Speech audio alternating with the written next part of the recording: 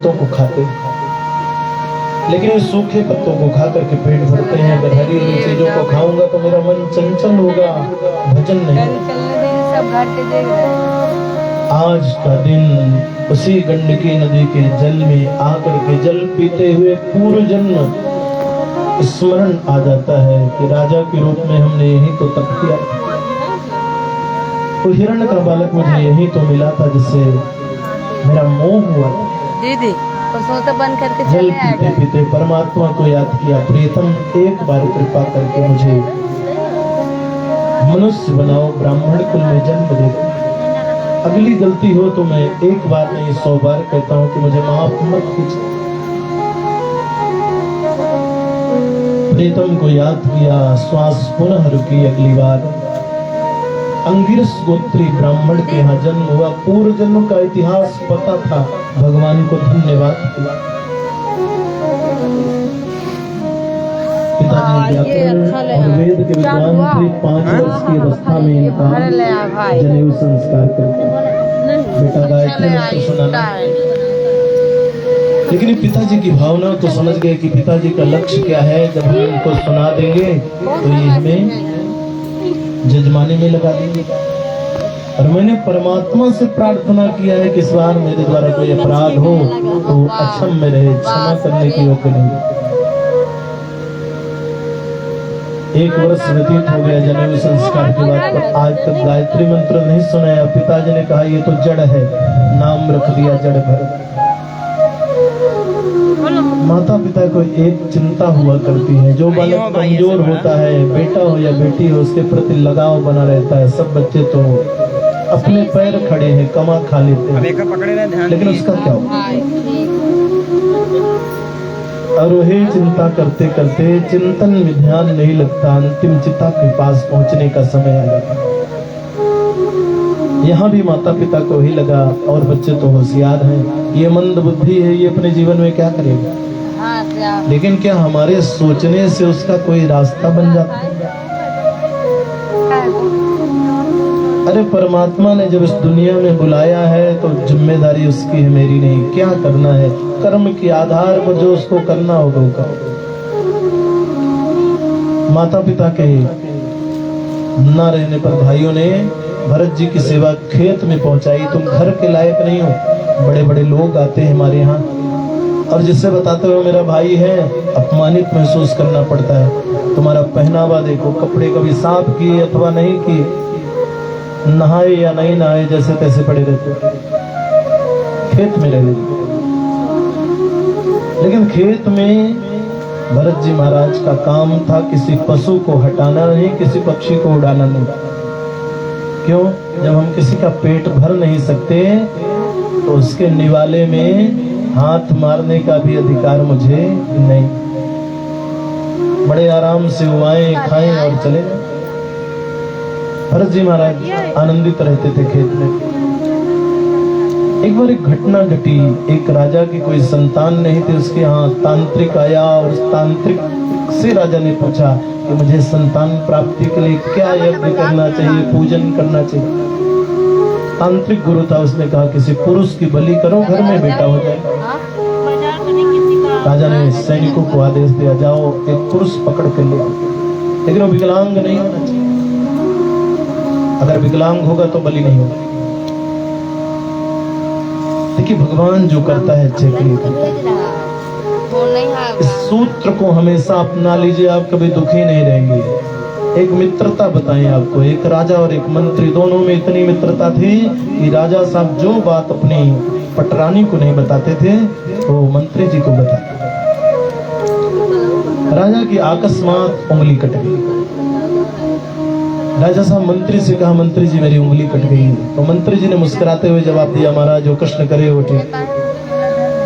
राजा को लगा, लगता है मेरे मंत्री जी पागल हैं, मेरी उंगली कट गई और ये कहता है जो भगवान करे वो ठीक। राजा को आया गुस्सा, जेलर को बुलाया, बोले से जेल में डालो। जेल चले गए, और जब जाने लगे तो भी मुस्कुराए, बोले जो कृष्ण करे वो ठीक। आकस्मिक राजा को जंगल जाना।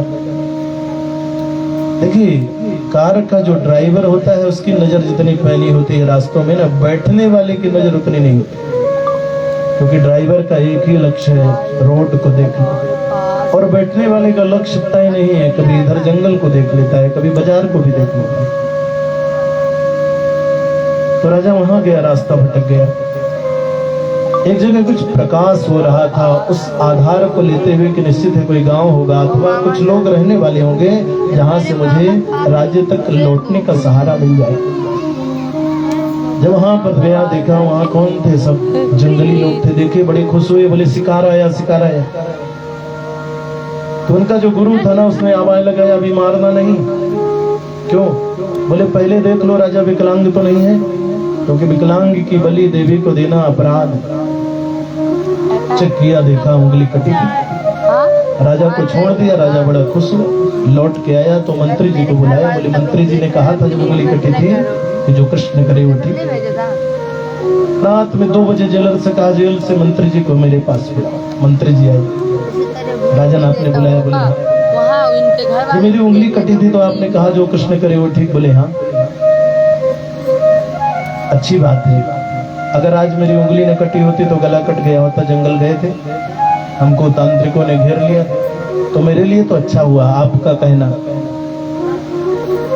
लेकिन जब आप जेल जा रहे थे तो आपने कहा जो कृष्ण करे वो ठीक, तो आपको क्या फायदा हुआ? तो मंत्री जी ने कहा सरकार, अगर मैं जेल में ना होता तो शायद आपके साथ गया होता। आपकी तो उंगली कटी थी, आप बच गए, लेकिन मेरी उंगली तो नहीं कटी थी। मैं विकलांग नहीं था, तो मेरा तो गला कटने वाला है। इसलिए जो कृष्ण करे वो ठीक, जो हो रहा है होने दीजिए, बिल्कुल घबराइए नहीं। कथा प्रसंग में पुनः वापस लौटते हैं। भरत जी को सैनिक पकड़ ले गए बलि देने के लिए। राजा का आदेश हुआ इसको कमरे में लिटाओ। भरत जी को बड़ी प्रसन्नता हुई, राजा कितना धर्मात्मा है। देखा कि जंगल में रहने वाला कभी पंखे की हवा, कूलर की हवा तो पाया ना। राजा ना बड़े धर्मात्मा। सुबह होते ही राजा का आदेश होता है इस व्यक्ति को नहलाओ, धुलाओ, नए कपड़े पहनाओ। और प्रसन्नता कितना धर्मात्मा राजा है। और राजा लोग ऐसे होते ही हैं। ये भरत जी ने अपने मन में विचार देखा, तन में एक लंगोटी के सिवा संत के और क्या मिलने वाला। सुखदेव जी महाराज कहते हैं और प्रसन्नता तो कब हुई जड़ भरत जी को, जब राजा ने कहा इनको लेके मंदिर चलिए।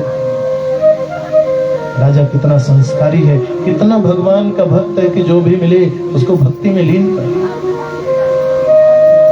लेके गए। मां काली के मंदिर के द्वार पे जब जड़ भरत जी महाराज पहुंचे ना, तो मां को प्रणाम किया। देखिए, जिसका जैसा भाव होता है परमात्मा उसको उसी रूप में दिखाई देता है। ये कथा कहती है माँ काली की प्रतिमा में जड़ भरत जी महाराज को कन्हैया का दर्शन हो रहा है। प्रभु इस बार मेरी मनोकामना को पूर्ण करिएगा, अधूरी मत करिएगा। आंखें बंद है, मुस्कुरा रही। तांत्रिक का प्रवेश होता है। तांत्रिक ने राजा से कहा कितना सुंदर समय है, जिसकी बलि होना है वो हंस रहा है, आपने कभी ऐसा देखा है? तो राजा ने कहा महाराज इसका भाव क्या? बोले महाराज निश्चित रूप से आपके घर में जो संतान आएगी ना वो प्रसन्न मुद्रा में आएगी। तो महाराज विलंब किस बात का समय हो रहा? तांत्रिक गुरु ने तलवार का पूजन किया, मां भगवती के चरणों में प्रणाम किया। जो ही तलवार को ऊपर की ओर उठाया, अब निशाना बनाया कि एक ही बार में भरत जी का गर्दन बाहर कर दिया। इधर मां भगवती ने अपने मन में विचार किया, क्या मैं इतनी अधम हूं? मुझे इतनी भूख और प्यास लगी है कि अपने एक निरपराध बेटे के मांस से अथवा मज्जा से, खून से प्यास को या भूख को बुझा। अगर आज ऐसा हो गया तो फिर शास्त्रों में लिखी हुई वो बात तो अमिट हो जाएगी, कुपुत्र हो जाए तो पचदत को माता ना, फिर उस बात का क्या महत्व है? नहीं।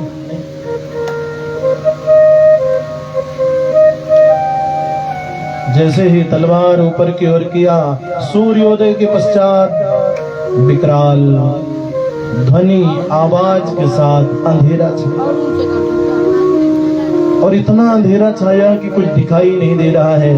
उसी बीच में वो जो प्रतिमा है फटी, और माँ काली स्वयं प्रकट बधिकों के गर्दन को अलग करना आरंभ किया। क्षण मात्र में जब जड़ भरत जी ने अपनी आंखें खोली तो देखा खून की नदी बह रही। माँ आपने ये क्या किया? आकाशवाणी होते कि बेटा क्या मैं इतनी अधम हूं कि अपने ही बेटे का रक्त मांस आकर के भूख प्यास को मिटा? असंभव। भरत जी महाराज माँ के चरणों में स्तमन किया है और वहां से प्रस्थान किया।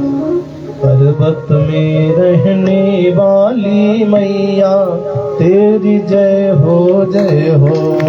पर्वत में रहने वाली मैया तेरी जय हो जय हो। पर्वत में रहने वाली मैया तेरी जय हो जय हो। पर्वत में रहने वाली मैया तेरी जय हो जय हो। सिंहों पे चलने वाली मैया तेरी जय हो जय हो। सिंहों पे चलने वाली मैया तेरी जय हो जय हो। सिंहों पे चलने वाली मैया तेरी जय हो जय हो। सिंहों पे चलने वाली मैया पर्वत में रहने वाली मैया तेरी जय हो जय हो।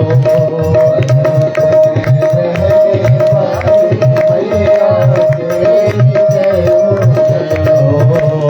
पर्वत में रहने वाली मैया तेरी जय हो जय हो। पर्वत में रहने वाली मैया तेरी जय हो जय हो। बोलिए जगदम्बा मैया की जय हो। माँ को प्रणाम करके भरत जी प्रस्थान किए। लगा कि जब इतनी दूर आए हैं तो भाइयों से मिलता है। भाइयों को किसी से जानकारी मिली कि आपके भाई की तो बलि हो गई। ऐसी बातें बहुत जल्दी फैल जाती हैं। बहुत सारे लोग दरवाजे पे थे, लेकिन जब भरत जी पहुंचे तो भाइयों ने देखा ये तो आश्चर्य है। जो कुछ सोने चांदी के आभूषण भरत जी के गले में पड़े हुए थे उनको बाहर लिया और खेत में भेज दिया। भरत जी फिर चले गए खेत। एक ही काम में भगवान का भजन करना पड़ेगा। आज सिंधु सोबीर देश के एक राजा हैं जिनका नाम है रहुगण। शांख शास्त्र पढ़ने के लिए पालकी में बैठ करके महाराज कपिल देव जी के पास जा रहे। एक कहार की तबीयत खराब है। उस जमाने में राजाओं के पास जो शाही सवारी होती थी वो पालकी ही होती थी। घोड़ा गाड़ी जहाज कुछ नहीं। जिसकी तबीयत खराब हुई उसने कहा महाराज मुझे बुखार आ गया, मैं चल नहीं पाऊंगा। राजा का आदेश हुआ कि जो भी मिले पकड़ ले आओ, अपना ही राज्य है, आज का काम चले। खेत में भजन कर रहे जड़ भरत जी को पकड़ के ले गए। भरत जी ने पालकी उठाई, आगे की ओर चली। लेकिन भरत जी को याद आया कि मैंने भगवान से कहा है कोई अपराध नहीं करूंगा। दृष्टपूतम आगे की ओर देखते हुए चल रहे। देखा एक जगह चींटियों का झुंड दिखाई दे रहा। कहीं ऐसा ना हो मेरे पैर के नीचे कोई जीव पड़े और उसकी मृत्यु हो जाए, उसका पाप मुझे पुनः जन्म मृत्यु के चक्कर में भटकाए। तो थोड़ा पैर को बढ़ाया, जीव हत्या भी ना हो, काम भी हो जाए। एक रफ्तार से चलते हो आप और रफ्तार को धीमी करें अथवा तेज करें तो क्या होगा? जो बैठा हुआ व्यक्ति होगा, सवारी होगा, उसे झटका तो लगेगा। राजा रहुगण को थोड़ा झटका लगा, बांस छू गया होगा। तो राजा ने कहा ये कौन है, ठीक से नहीं चल पा रहे। पुराने नौकरों ने निवेदन किया सरकार इतने दिनों तक आपकी सेवा की, कोई त्रुटि नहीं, जो नया नौकर है ठीक से नहीं चल।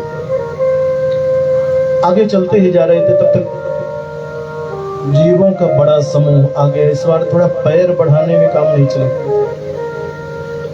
लेकिन जड़भरत जी महाराज कहते हैं पाप तो नहीं होने दूंगा, राजा की लठ सहन करना पड़े तो सहन कर। दोनों पैर उठाया, छलांग लगा दिया।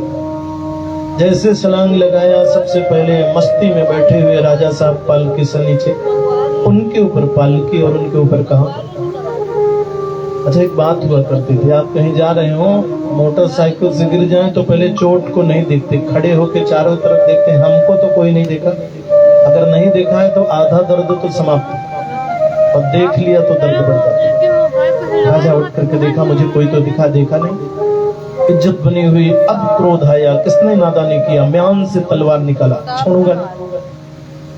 सुखदेव जी महाराज ने वर्णन किया है, आज तक तो जड़ भरत जी किसी से बोले नहीं, लेकिन आज बोले। क्यों बोले? अगर नहीं बोलूंगा तो लोग क्या कहेंगे? जड़ भरत जैसे संत के मिलने के बाद भी राजा रहुगढ़ को ज्ञान नहीं, तब बोले राजन, आप जिसे तलवार दिखा रहे हैं वो कोई सामान्य नहीं। आपके तलवार में वो ताकत नहीं है कि मेरे शरीर के टुकड़े टुकड़े करे। आपकी तलवार क्या है? और राजन, आप कह रहे हैं कि इतना दूर चलना है कि तू लेके मुझे चल नहीं पा रहा है, मेरा इतना वजन है कि तू उठा नहीं पा रहा है। तो राजन, अगर गंभीरता से विचार करें ना, तो 84 लाख जन्म लेने का जो मार्ग है बहुत लंबा होता है, और 84 लाख जन्म लेने में जो कर्मों का भार है उसका वजन भी बहुत होता है। राजा तो समझ गया कि अवधूत के वेश में कहीं भगवान कपिल ही तो नहीं आ गए ज्ञान देने के लिए।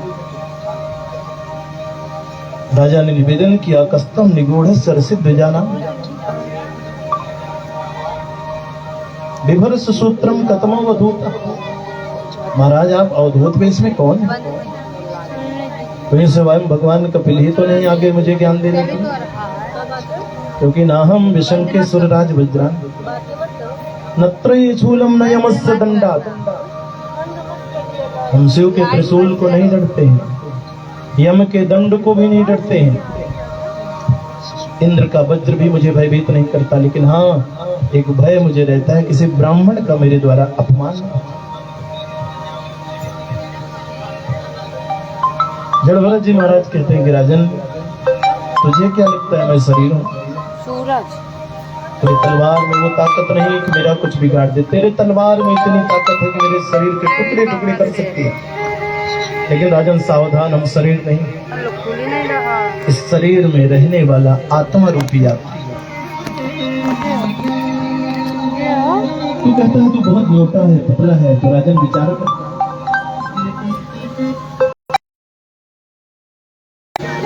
तो एक छोटे से देश का राजा है, लेकिन तेरे सामने जो तेरी पालकी उठाने वाला है पूरा भरतो नाम राजा चक्रवर्ती सम्राट तपस्या करने आया, हिरण के मोह में फंसा, हिरण भरत हुआ, आज तेरे सामने जड़ भरत करूं। महाराज मुझे ज्ञान। जड़ भरत जी महाराज कहते हैं कि राजन, जिस शरीर का तू अभिमान कर रहा है, इस शरीर के 3 ही गति होती है, ये है तो कीमती लेकिन नासवान। मृत्यु के पश्चात अगर आग लगा दिया जाता है तो एक मुट्ठी राखी हो जाती है, जल में डालें तो जल जंतु खा जाते हैं, गड्ढा बना करके जमीन में गाड़ दिया जाता है तो कीड़े पड़ जाते हैं, कृम कीट और भस्म 3 स्थितियां बनती है। ये तन कीमती है मगर है विनाशी, लेकिन इस तन का भरोसा न करना। क्यों? बोले बुलबुलों ने कहा कि गगन बदल गया, समय की गति कुछ नहीं। बुलबुलों ने कहा कि समय बदल गया, बहारों ने कहा कि गगन बदल गया, पर एक फकीर ने कहा भाई मुर्दा तो वही है, केवल कफन बदल गया। वासान जीर्णानि यथा, जैसे हम आप फटे कपड़े को छोड़ करके नवीन वस्त्रों को पहन लेते हैं, उसी तरह ये आत्मा भी इस शरीर रूपी फटे कपड़े को छोड़ करके नवीन शरीर को धारण किया। राजन, जिस धन का तू अभिमान करता है, ये धन भी चंचल होता है, लक्ष्मी चंचल। रंक को राजा बनाना और राजा को रंक बनाना ये लक्ष्मी का काम है। कभी है ये तेरा, कभी है ये मेरा, कभी है न तेरा, कभी है न मेरा, पल पल बदलता है अपनी आदत। इस धन का कभी तुम भरोसा। जिस धन के अभिमान में हम कहते हैं हम तुमको उठा लेंगे, खरीद लेंगे, ये मेरी भूल है, उस भूल को निकाल। क्योंकि अपनी आदत को बदलता रहता है और ये मन की भी वही गति है, ये भी चंचल है। कथा सुनने आया, योगी हो गया, किसी मिट्टी में गया, वियोगी हो गया। किसी को समझाना हुआ, ज्ञान की पराकाष्ठा ले आकर के कितने उदाहरण दे देता है। और किसी से लड़ना हुआ तो सारी मर्यादाओं को किनारे करके मूर्खता में प्रविष्ट हो जाता है। बात कर रहा है, कभी है ये योगी, कभी है वियोगी, कभी है ये मूर्ख, कभी है ये ज्ञानी। पल पल बदलता है अपनी आदत, इसलिए मन का कभी तुम भरोसा नहीं। राजा रघुगण को जड़भरत जी महाराज ने ज्ञान दिया कि राजन, ना तो तेरा तन है, ना मन है, ना धन, ये भरोसेमंद नहीं। राजा रघुगण ने चरणों में प्रणाम किया, महाराज ज्ञान दीजिए। जड़भरत जी महाराज कहते, राजन, गंगा का काम है पाप से मुक्ति दिलाना, चंदन का काम है ताप से मुक्ति दिलाना, लेकिन महापुरुषों का काम है पाप ताप संताप से एक साथ छुटकारा देना। इसलिए राजन, सत्संग। ऐसा ज्ञान दिया राजा रघुगण को जड़भरत जी ने कि भक्ति के मार्ग को अपनाया। और इधर जड़भरत जी महाराज स्वयं भगवान के चरणों के चंचरीक बन गए, भजन करते हुए अपने इस जीवन को महान बनाया। बोले भक्त वत्सल भगवान की जय। अगला जो श्रीमद् भागवत का प्रसंग आता है, षष्ठम स्कंद, जिसमें अजामिल की कथा आती है। अज माने ईश्वर और अजा माने माया। जीव परमात्मा से लिप्त रहता है तो भी अजामिल होता है, और माया में लिप्त होता है तो भी अज और अजा। अजामिल के बारे में बताया गया है दासी पुत्र। बचपन के संस्कार अगर आपके सुंदर हैं, बीच में गड़बड़ी भी आएगी तो सुधर जाएंगे। जिस घर की नींव मजबूत है, बीच में कोई मंजिल अगर धोखे से गलत भी बन गई है तो तोड़ मड़ोड़ के बनाई जा सकती है। लेकिन अगर नींव कमजोर है, कई मंजिल रंग चुन कर आप खड़ा कर दिए हैं, भरोसा नहीं है कितने दिन रहेगा। कान कुब्ज दुज श्रेष्ठ दासी पति अजामिल। कान कुब्ज ब्राह्मण थे, कानपुर के रहने वाले अजामिल। भगवान के प्रति बड़ा प्रेम। आज एकादशी की तिथि, फलहार की व्यवस्था करने के लिए जंगल में रास्ते में ना एक वेश्या नृत्य कर रही थी। मन में आया चलो देख लेते हैं नाच। हमेशा याद रखें, गंदे नृत्य संगीत को अगर देखेंगे तो वही विचारधारा आएगा। बचें।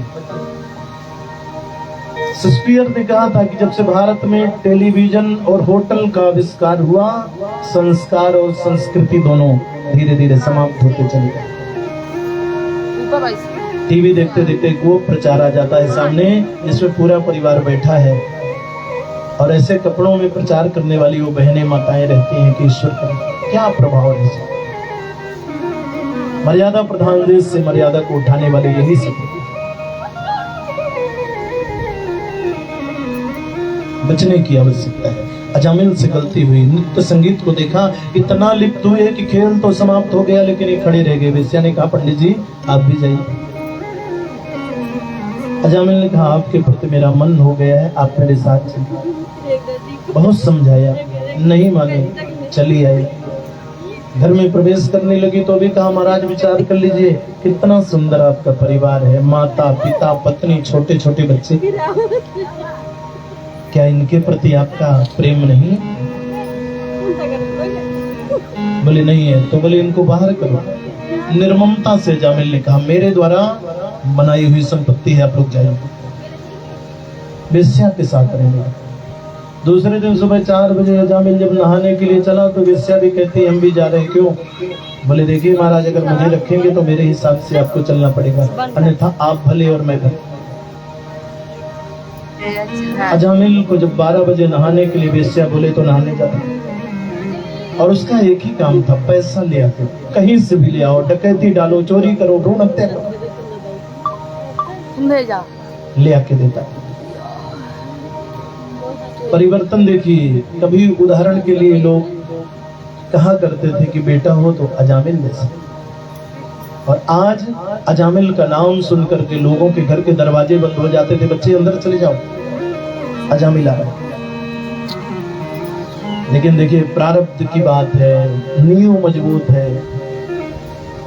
नींव मजबूत है तो बीच में कोई अगर कमी हो गई है तो सुधारी जा सकती है। चातुर्मास करने के लिए अवध धाम से महात्मा लोग वृंदावन जा रहे। अजामिल का गांव बीच में, अंधेरा होने लगा। महात्माओं ने सोचा रात्रि यहीं व्यतीत की जाए। कोई धर्मात्मा व्यक्ति का घर हो। चौराहे में कुछ लड़के थे। महात्माओं ने उनसे पूछा, भैया यहाँ कोई धार्मिक व्यक्ति है जिसके हम लोग रात बिता सके? सुबह तो चले ही जाए।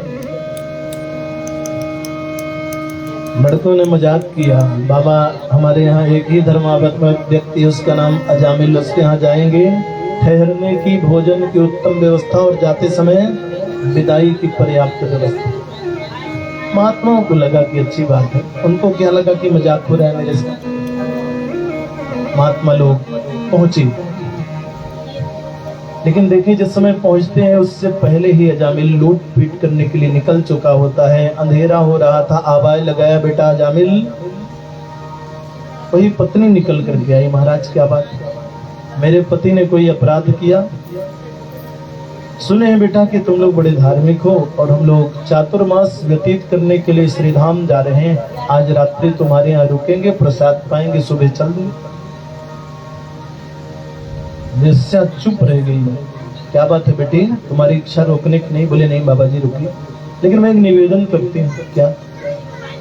सूखा अनाज आपको दे दूंगी, आप पका के खा लीजिएगा, बना के तो नहीं खिला सकती। क्या बेटा तकलीफ है? बोले नहीं बाबा, हम जाति की शूद्र है और मैं ये नहीं चाहती हूँ कि मेरे कारण आपका धर्म नष्ट हो। महात्मा लोग एक दूसरे को एक टकी लगा के देखते रह गए, ये क्या है?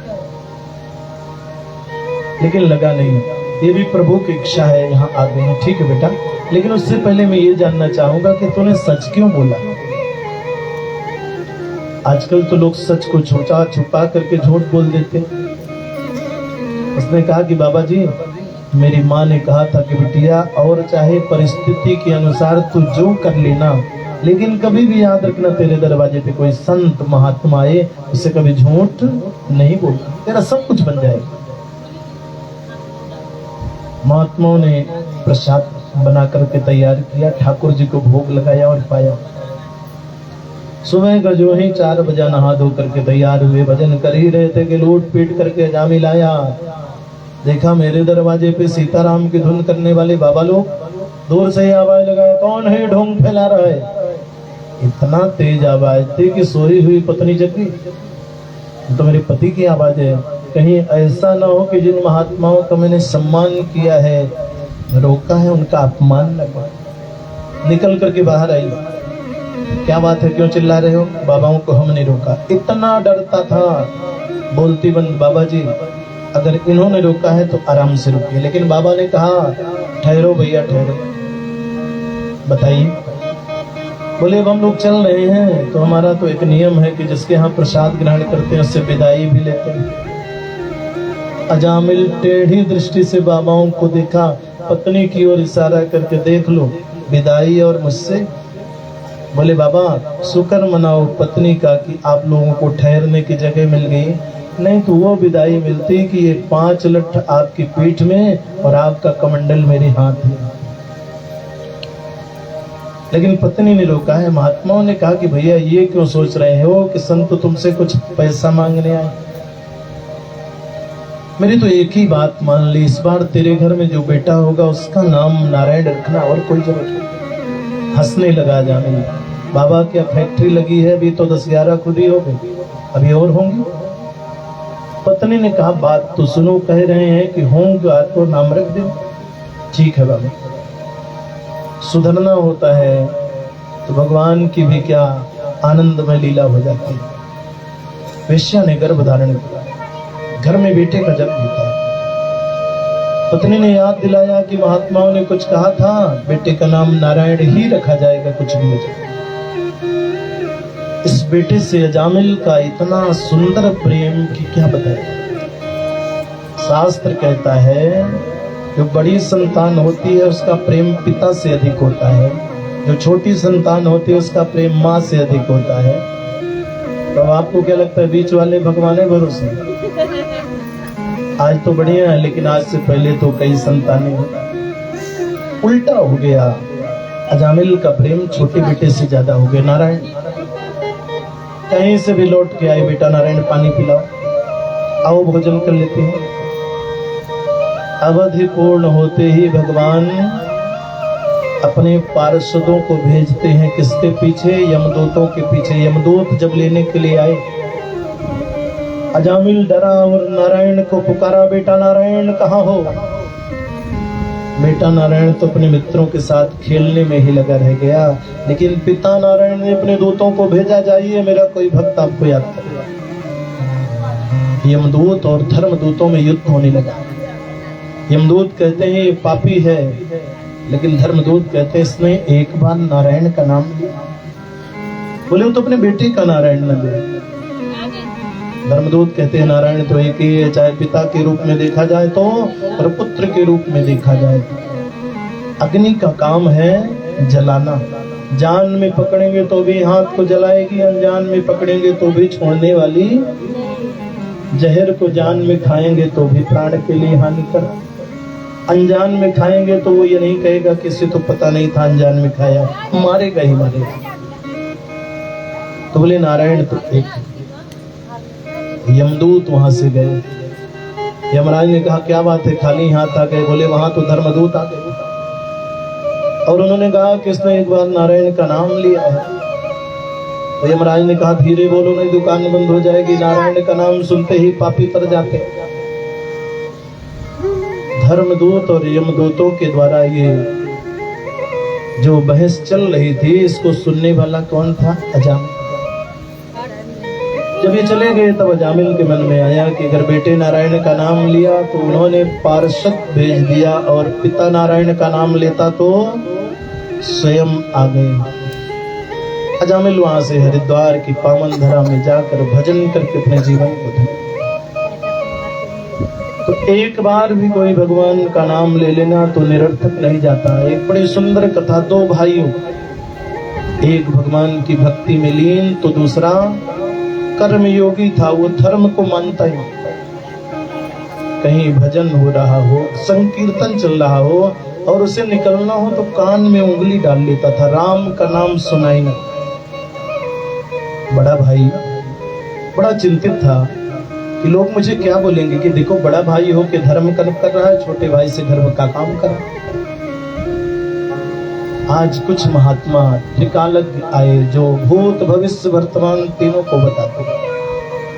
हर व्यक्ति इतना परेशान है कि किसी को पता चल जाए कि बड़े पहुंचे हुए महात्मा आए हैं तो सब लोग घर का काम छोड़ के चल गए। सुनते ही बड़ा भाई धर्मवीर भी गया, महात्माओं को प्रणाम किया। बाबा जी मेरी एक समस्या है और बड़ी जटिल समस्या है। क्या बेटा? मेरा एक भाई है जो भगवान का नाम नहीं लेता है, कुछ ऐसा उपाय करिए। महात्माओं ने कहा इतनी छोटी सी बात के लिए इतने चिंतित हो? धर्मवीर ने कहा महाराज आपके लिए जरूर छोटी सी बात है, लेकिन मेरे से पूछिए कितनी बड़ी बात है। तो इसका निवारण चाहते हो बेटा? बोले बिल्कुल चाहता हूं, तो एक दिन मुझे अपने घर में निमंत्रण कर। धर्मवीर ने कहा कि बाबा जी अगर समय हो तो कल ही मेरे यहाँ पधारिए, ज्यादा विलंब नहीं। ठीक है, रसोई आपकी वहीं बनवा लूं? बोले वो तो करना ही। रसोई बन करके तैयार हुई, महात्मा लोग पहुंचे। भक्त ने बड़ा सुंदर आदर किया, जैसे करना चाहिए। चरणों को धोया, चरणामृत का पान किया। देखिए लोग कहते हैं आशीर्वाद दीजिए, आशीर्वाद कोई देता नहीं, अपने आप मिल जाता है। अच्छा आशीर्वाद में कितने अक्षर है? 4, आ, शीर, वा और दा। ये बड़ा गूढ़ तत्वों को छिपाए हुए है। आनंद काले बहुराज्य लक्ष्मी शिव प्रसादात नव रिद्धि सिद्धि वाता हतम शत्रु विनाशनम च दकार शब्देन दरिद्र नाशनम। क्या बचा जो नहीं मिला? आपका काम है आनंद काले बहुराज्य लक्ष्मी, ऐसी लक्ष्मी आए जो हमें धर्म कराए और धर्म से सुख की प्राप्ति हो, आनंद हो। शिव प्रसादात नवरिद्धि सिद्धि, अष्ट सिद्धि और 9 निधियां डेरा डाले। वाता हतम शत्रु विनाशनम चा, चाहे वो लौकिक मार्ग के अथवा पारलौकिक मार्ग के शत्रु हो, सबका विनाश। अगला शब्द क्या है? दकार शब्देन दरिद्र नाशा। दरिद्रता का विनाश। दरिद्रता क्या है? अदत्त दानाच भवेत् दरिद्री दरिद्र भावाच करोति पापम पाप प्रभावम नरकम प्रयांति पुनः दरिद्री पुनरेव पापी। एक चीज हमेशा याद करना चाहिए, क्या? जो चीज हमें अच्छी न लगे ना, इसे किसी और को नहीं देना चाहिए। बासी भोजन बच गया है, उसमें से थोड़ा महक आ रही है, हम नहीं खा सकते, गरीबों को बांट दी, गलत बात है। या पुण्य नहीं कर रहे हैं, बहुत बड़ा अपराध कर रहे हैं। जो हमारे खाने के लायक नहीं है उसको हम बांट करके शाबाशी लूट रहे हैं, गलत बात है। हम किसी को कपड़ा देते, बोले कितने कपड़े देने हैं? 5 कपड़े। 5 ना देके आप 1 दीजिए, लेकिन काम कर अपने लिए तो 5000 वाला, और भगवान को देना है तो राधे राधे। भगवान को देना है तो राधे राधे।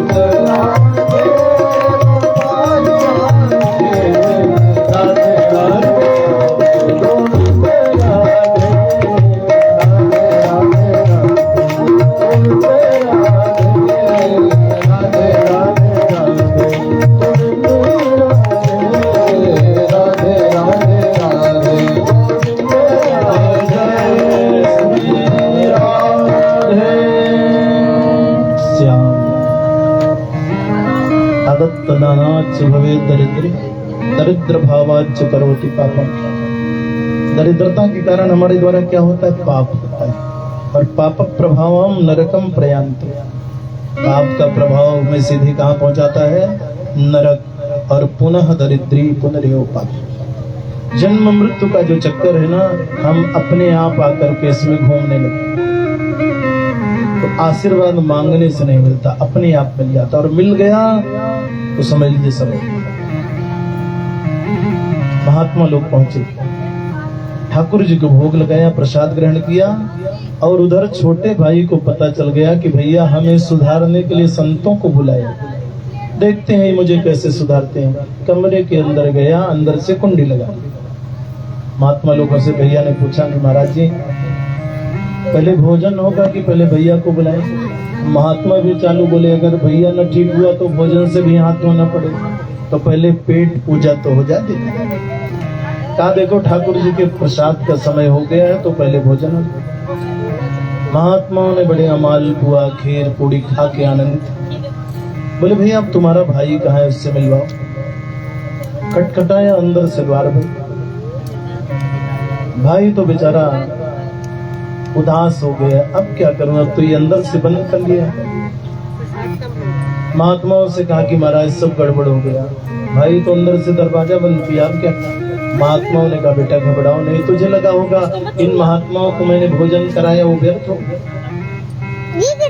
ये महात्मा पहली बात तो किसी का खाता नहीं है, लेकिन अगर खाया है तो उसका काम भी बना।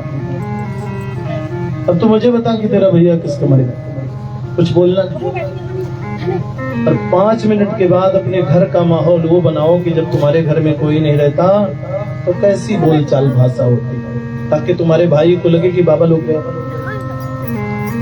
कमरा बताया, 2 महात्मा दरवाजे के इधर और 2 इधर, जैसे भगवान के पार्षद जय और विजय खड़े रहते हैं, महात्मा लोग खड़े हो। 5 मिनट के बाद शुरू हो गए, लाओ भैया भोजन, बाबा जी गए, बाबा जी गए। भाई को लगा कि लगता है बाबा जी गए। अंदर से कुंडी को खोला, मुस्कुराते हुए निकला, भैया देखा मेरा कमाल। तब तक पीछे से दोनों तरफ के दो महात्माओं ने उसके हाथ को पकड़ लिया। इधर देखा कौन पकड़ा तो महात्मा, इधर भी देखा तो महात्मा। छोड़ो मुझे। महात्माओं ने इशारा किया, दाहिनी तरफ जो महात्मा खड़े हुए थे कान में कहा राम बोलो, नहीं बोलूंगा। बाईं तरफ खड़े हुए महात्माओं ने कान में कहा राम बोलो, बोला नहीं बोलूंगा। तीसरी तरफ एक साथ चारों महात्माओं ने दोनों कानों में कहा राम बोलो, बोला राम नहीं बोलूंगा। महात्मा मुस्कुराए, भैया काम तो हो गया, बोलो या ना बोलो। आपने तो धोखे में कहला दिया। महात्माओं ने कहा कि बेटा कुछ भी हो याद रखना, कभी जरूरत पड़े तो राम के बदले राम ही लेना और कुछ लेना नहीं। देखिए समय को कुछ कहा नहीं जा सकता। ऐसा लगता है कि जैसे परमात्मा ने ही प्रेरणा किया हो भाई को कि इसका समय पूर्ण हो रहा है, इसको दीक्षा तो दिलवा दो। कुछ समय के अंतराल में इस व्यक्ति की मृत्यु हो जाती। जब इसके बही खाते को खोल करके यमराज ने देखा तो सारा तो खाली था, लेकिन लिखा हुआ था एक जगह एक बार इस व्यक्ति ने जबरदस्ती राम का नाम लिया। यमराज तो घबरा गए कि इसको क्या फल दे दूं, क्योंकि ऐसा केस तो पहली बार आया है कि जिसमें जबरदस्ती राम का नाम एक बार लिया। अब क्या करें? तो यमराज ने पूछा भैया आपने एक बार जबरदस्ती राम का नाम लिया है, आपको क्या दे दूं? बाबाओं की बात आ गई। बाबाओं ने कहा था कि बेटा जरूरत पड़े तो राम के बदले राम ही लेना और कुछ नहीं। तो भक्त ने कहा मुझे राम के बदले राम ही चाहिए और कोई दरकार नहीं। अब राम के बदले भैया राम कहाँ से? यमराज ने सोचा इंद्र महाराज से पूछूं कि एक बार जबरदस्ती राम नाम लेने का क्या फल होता है। यमराज भगत जी को लेकर इंद्र के पास गए, कहा महाराज ये वो सज्जन हैं जिन्होंने एक बार जबरदस्ती राम का नाम लिया है, इनको क्या फल देते? राम के बदले राम ही चाहते, राजा भी नहीं बनना चाहते, चतुरंगड़ी सेना भी नहीं लेना चाहते। इंद्र ने कहा भाई भजना तो मैं जानता हूँ, लेकिन जबरदस्ती एक बार राम नाम लेने का क्या फल है, मुझे ज्ञात नहीं। इंद्र ने ध्यान लगा के देखा कि भगवान शिव के पास इसका समाधान हो सकता है, क्योंकि शिव बाबा का काम दिन रात भजन ही करना। कैलाश में पहुंचे, बाबा भोलेनाथ ने सम्मान करते हुए इंद्र और नारद से यम से पूछा कैसे हैं?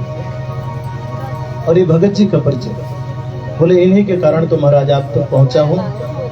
इन्होंने एक बार जबरदस्ती राम का नाम लिया है और राम के बदले राम ही चाहे। आपको मालूम है एक बार जबरदस्ती राम नाम लेने का क्या फल है? शिव बाबा ने कहा नहीं मालूम, क्योंकि हमारा काम भजन करना है।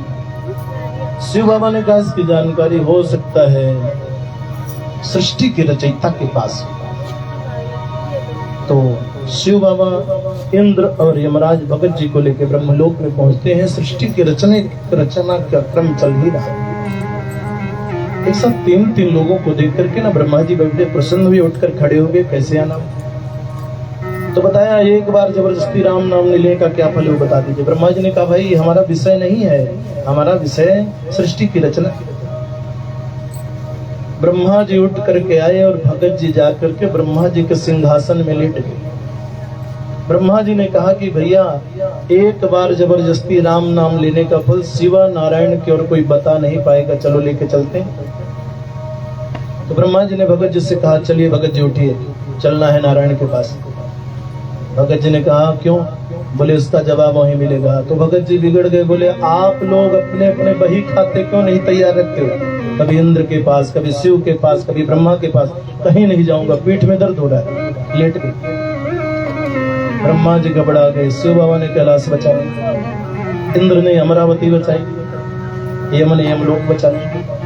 अब यहाँ ले आकर अगर हम ब्रह्मा जी कहते हैं नारायण को बुलाने जाता हूँ और एक फाइल उठा के भगत जी इधर की उधर कर दिए तब क्या होगा?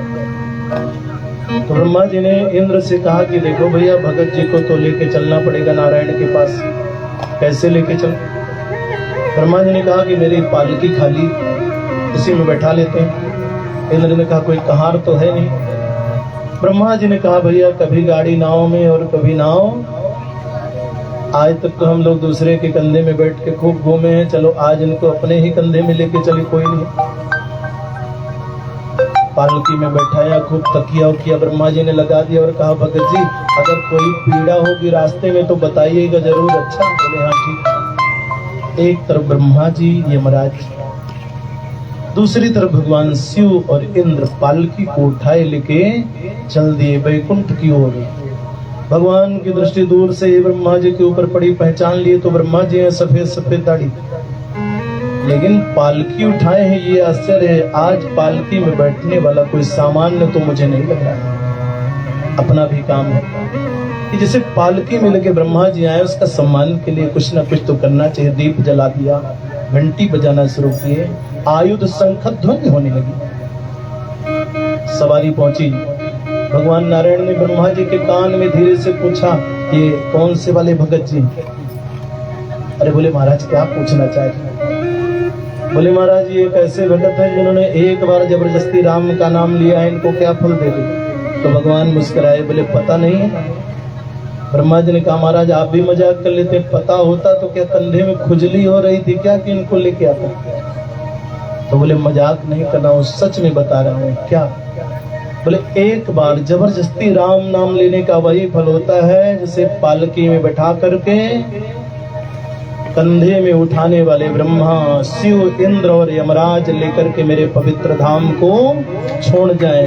बोले भक्तवत्सल भगवान, तो घबराने की जरूरत नहीं। एक बार भी कोई अगर जबरदस्ती भी भगवान का नाम लिया है निरर्थक जाने वाला। कथा को विश्राम देते हैं। कल कथा आरंभ करते हुए नृसिंह भगवान का अवतार, वामन भगवान का अवतार करते हुए राम जन्म और कृष्ण जन्म महोत्सव तक कथा को पहुंचाने का प्रयास किया जाएगा। बाकी हरि इच्छा। बोले भक्तवत्सल भगवान जय हो। 2 बार हरि नाम स्मरण के साथ आरती का आनंद ले, प्रसाद लेने के बाद प्रस्थान करें। बोले वृंदावन बिहारी लाल की जय हो। राधे राधे गोविंद गोविंद राधे राधे राधे गोविंद गोविंद राधे राधे गोविंद गोविंद राधे राधे राधे गोविंद गोविंद राधे राधे राधे गोविंद गोविंद राधे राधे राधे गोविंद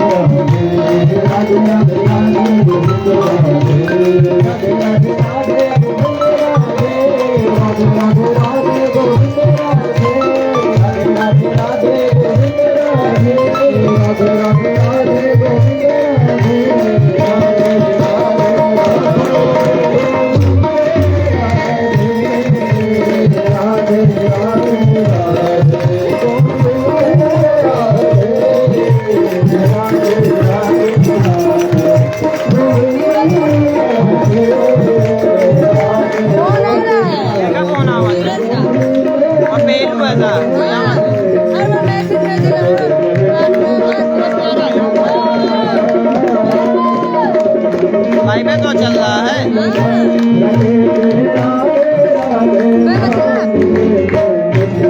जाओ बना लो, फिर मैं रख दे जाओ। बना लो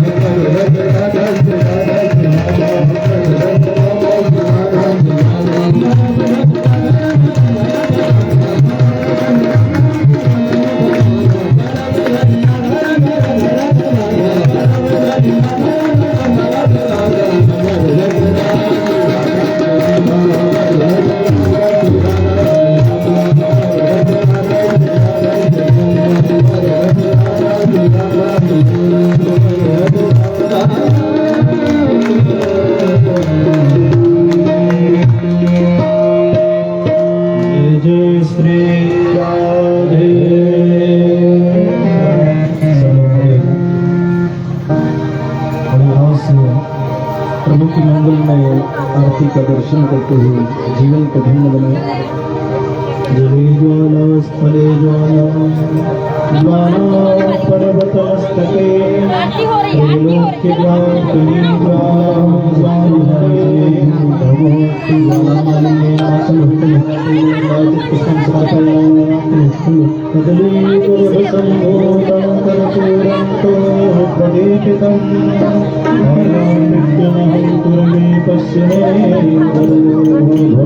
आरती कुंज बिहारी की भर कृष्ण मुरारी आरती कुंज बिहारी की मुरारी आरती कुंज बिहारी की भर कृष्ण मुरारी आरती कुंज बिहारी भर कृष्ण मुरारी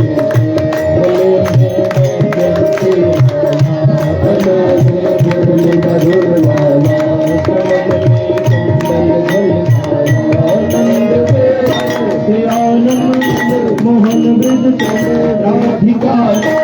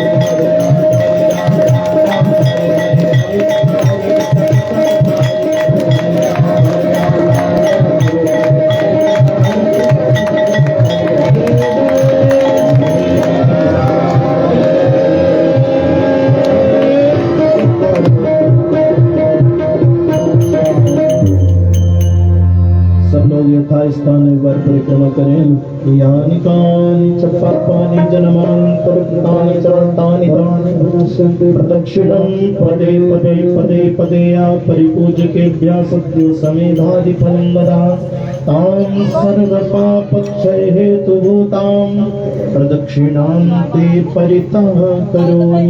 प्रदक्षिणा पूर्व नमस्कारान् समर्पयामि। बोले पुराण पुरुषोत्तम भगवान की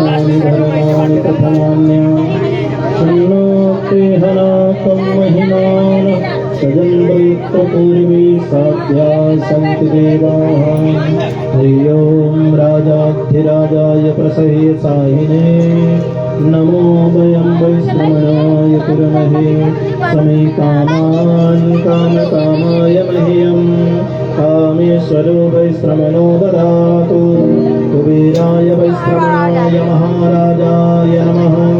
ओम स्वस्ति साम्राज्यं भोज्यं स्वराज्यं वैराज्यं पारमेष्टं राज्यं महाराज्यमाधिपत्यमयं समन्तपाध्यायये स्यात् सार्वभौमः सार्वायुषां तादापराधात् पृथिव्यै समुद्रपर्यन्ताया एकराडिति तदप्येष श्लोकोद्भिगीतो मरुतः परिवेष्टायो मरुतस्यावसङ्गृहे आवीक्षितस्य कामप्रे विश्वे देवाः सभासदैति। हरि ओम विशतचक्षुरुत विशतो मुखो विशत बाहुरुत विशतस्पात शम्बाहुभ्यां दमति सम्पतत्रैति आवां भूमि जनयन् देव एकः। हरि ओम एकदन्ताय विद्महे वक्रतुण्डाय धीमहि तन्नो दन्तिः प्रचोदयात्। हरि ओम नारायणाय विद्महे वासुदेवाय धीमहि तन्नो विष्णुः प्रचोदयात्। हरि ओम महालक्ष्मी च विद्महे विष्णुपत्नी च धीमहि तन्नो लक्ष्मी प्रचोदयात्। हरि ओम तत्पुरुषाय विद्महे महादेवाय धीमहि तन्नो रुद्रः प्रचोदयात्। हरि ओम महाशक्त्यै च विद्महे सर्वशक्त्यै च धीमहि तन्नो शक्तिः प्रचोदयात्। हरि ओम कात्यायन्यै च विद्महे कन्याकुमार्यै च धीमहि तन्नो गायत्री प्रचोदयात्। हरि ओम आदित्याय च विद्महे भास्कराय च धीमहि तन्नो शक्तिः प्रचोदयात्। हरि ओम आञ्जनेयाय विद्महे वायुपुत्राय धीमहि तन्नो हनुमत् प्रचोदयात्। सेवन्तिकाबकुल चम्पक पाटला जय पुन्नागराधिवर वीर रसाल पुष्पैर्लप्रवाल तुलसी दलमञ्जरी त्वां पूजयामि जगदीश्वर मे प्रसीद। नाना सुगन्ध पुष्पाणि यथा कालो भवानि च पुष्पाञ्जलिर्मयान्तं गृहाण परमेश्वरी मंत्रपुष्पाञ्जलिं समर्पयामि। बोले पुराण पुरुषोत्तम भगवान की लक्ष्मी भगवान की मर्यादा पुरुषोत्तम भगवान की वेंकटेश भगवान की जगन्नाथ भगवान की द्वारिकानाथ भगवान की श्रीनाथ भगवान की बद्रीनाथ भगवान की व्यासदेव भगवान की सुखदेव भगवान की वाराह भगवान की अखिल भगवान की सिंह भगवान की सनातन धर्म की अधर्म का प्राणियों में विश्व का माता की भारत माता की मातृ चरण कमल की रोज गुरुदेव भगवान की काल हर कंटक दुख हर हर महादेव। सर्वे भवन्तु सुखिनः सर्वे सन्तु निरामया सर्वे भद्राणि पश्यन्तु मा कश्चित् दुर्घटः काले वर्षतु पर्जन्यः पृथिवी सस्यशालिनी देशोऽयं चोभरहितो ब्राह्मणाः सन्तु निर्भया प्रदे भगवान की आज के आनंद की माता भंडारी की प्रेम पुजारी की नगर बस्ती की जनता जनार्दन की जय जय श्री राम जय जय श्री राम जय जय श्री राम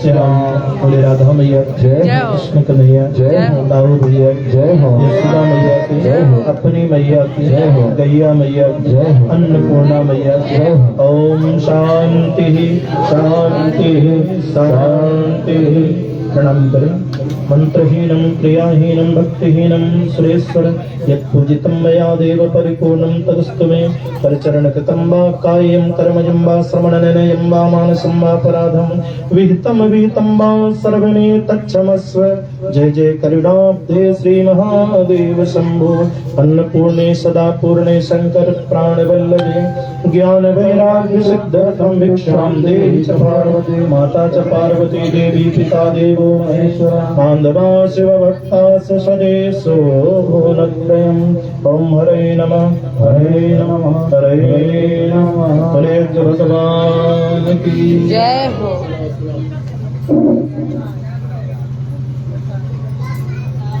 चलो हारो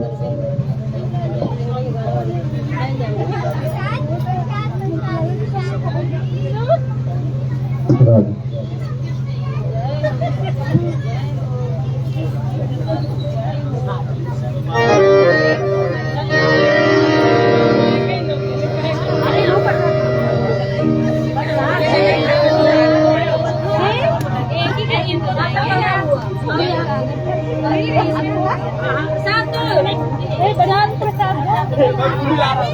यहीं से दे दो ना।